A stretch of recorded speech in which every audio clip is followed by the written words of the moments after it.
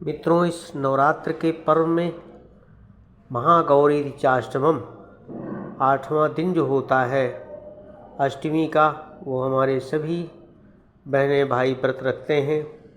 अष्टमी की देवी महागौरी हैं, जिनकी कथा आती है कि 8 वर्ष की उम्र में ही उनके अंदर बहुत बड़ी दिव्य शक्ति की अनुभूति प्राप्त हुई थी। कथा के अनुसार, पौराणिक कथाओं में एक समय की बात है कि एक शहर में धर्मपाल नाम का एक व्यापारी रहा करता था। उसकी पत्नी बड़ी खूबसूरत और उसके पास काफ़ी संपत्ति थी, लेकिन दुख था कि एक संतान नहीं थी। उसने दुखी होकर के ईश्वर की आराधना की तो उसे पुत्र तो मिल गया, लेकिन उसकी उम्र बहुत ही कम थी। क्यों कम थी?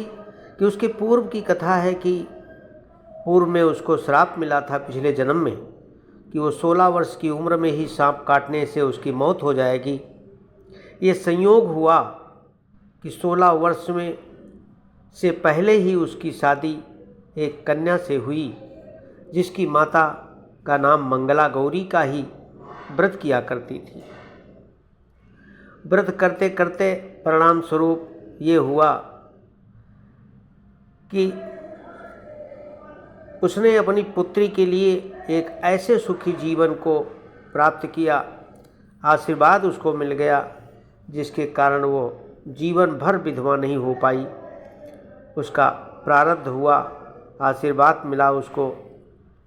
अतः अपनी माता के इस व्रत उपवास से बहू को अखंड सौभाग्य की भी प्राप्ति कर लिया। इस वजह से धर्मपाल के पुत्र ने 100 वर्ष की उम्र प्राप्त की और तभी से अष्टमी तिथि नवरात्र का व्रत मंगला गौरी के नाम से शुरुआत हुई। हम सब जानते हैं, हमारी सभी माताएं बहनें भाई सब लंबी आयु प्राप्त करने के लिए, सौभाग्य अखंड प्राप्त करने के लिए, अपनी अपनी कामनाओं को प्राप्त करने के लिए, अपने प्रायश्चितों को, भूलों को प्रायश्चित करने के लिए अपने अपने प्रकार से, अपने अपने व्रत उपवास के अनुसार से, अपनी क्षमता के अनुसार से व्रत उपवास किया करते हैं। उन सब के मनोरथ पूर्ण करें माँ गौरी देवी।